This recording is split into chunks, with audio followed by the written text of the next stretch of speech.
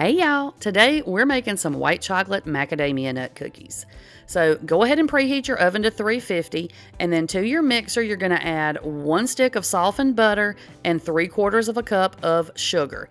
And we're going to go ahead and let that mix until it's nice and combined. Now my butter was not quite soft enough, but y'all know me, my butter is never right. It's either melted or it's hard. That's just, I don't have really any in between most of the time. But it was sort of soft, so I thought it would work. It just took a little longer, y'all. So while Margot's over there getting the butter and sugar mixed together, we're going to put our dry ingredients together.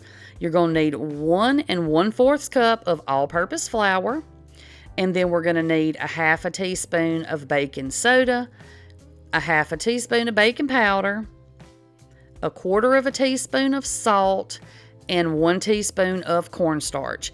Now, cornstarch, I know, is not a common ingredient. I mean, it kind of is depending on what you're making, but you might put it in this cookie. It keeps your cookie from spreading too much, and it makes it a little bit chewier. You know how macadamia nut, the white chocolate macadamia nut cookies, they just kind of have that kind of a melt in your mouth kind of texture to them? Well, cornstarch. So don't forget the cornstarch.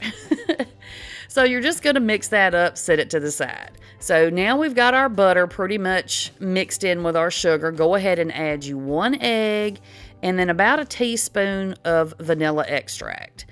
Now we're going to let this mix until it's nice and combined. Just let it mix on around in there. Let that mixer do the work. Might have to scrape your bowl down a little bit. You know how we have to do.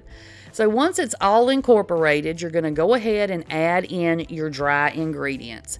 Now, you don't want to let this mix just till it's mixed to death. You just want to let this mix until it's combined. You don't want to overmix it because you don't want a tough cookie. Now, we done did all these things to make our cookie soft and chewy and wonderful, so we don't want to mess it up by overmixing it. All right. So once you get your cookie dough all good to go, make sure that you go ahead, knock all that cookie dough right down into the bowl, off of that paddle. Paddle? Paddle. Y'all know what I'm saying. I'm about half crazy. Don't worry about me. So then, look, make sure you take the darn paddle off before you try to get the bowl off. Y'all know me and Margot are still learning each other. She's a new addition to the kitchen, so we're working on some things, y'all. So anyway, just go ahead, make sure you get all that good dough off of that paddle. And then I decided, because I was making a bunch of other cookies this day, because my niece just had a baby, so I'm a great aunt, y'all. I'm so excited. I got three grandbabies, y'all know, and now I have a great nephew. But anyway, I was making a bunch of cookies for her, but we'll talk about that more in a minute. So anyway, now we need our macadamia nuts.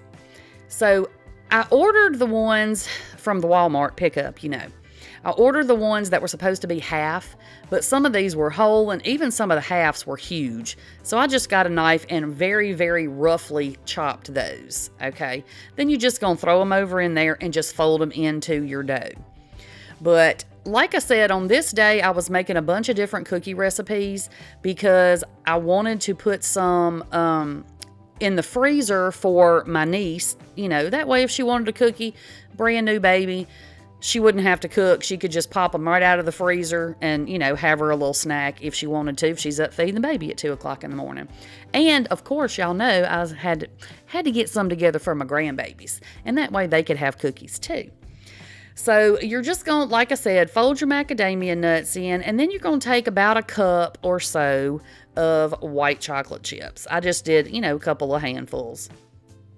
And then you're just going to fold those in there. And this is sort of a thick dough, y'all. So don't freak out and think you've done something wrong. It is kind of a thick dough. Then you're going to, once you get it mixed up, you're going to put that in the refrigerator for an hour, okay? So now what I'm going to do is, like I said, I'm putting some of these in the freezer. So I'm just going to make a few, because this is my favorite cookie, y'all. So I just wanted to make a few for myself. So I would have a couple to snack on. And then the rest of them, I scooped out onto another cookie sheet, popped them in the freezer, and then once they were frozen, I put them into Ziploc bags. And then I just wrote, you know, what they were and how long you needed to cook them, the temperature and all that. And that way I can give them to my niece and to my daughter, and they'll know exactly what they need to do with this cookie dough. And if you're going to freeze them like that, any kind of cookie dough, or the majority that I cook anyway, you can freeze them. All you're going to want to do is you can cook them from frozen, and you're just going to add a couple of minutes to your baking time. So like if you're supposed to cook for 10 minutes, maybe cook them for 12. You know, just watch them and see how they do. But these, we're going to pop these in our oven for about 10 to 12 minutes until they're golden brown around the edges. Then you're going to let them cool, put them on a wire rack, and let them cool all the way down. And this is what we have. Y'all, these things were some kind of good. Like I said, this is my favorite cookie, so let me know what y'all's favorite cookie is down in the comments. Maybe I've made it, or maybe I need to make it. Let me know. So anyway, I'll pop y'all another video right over here, and I'll catch y'all on the next one. Bye, y'all.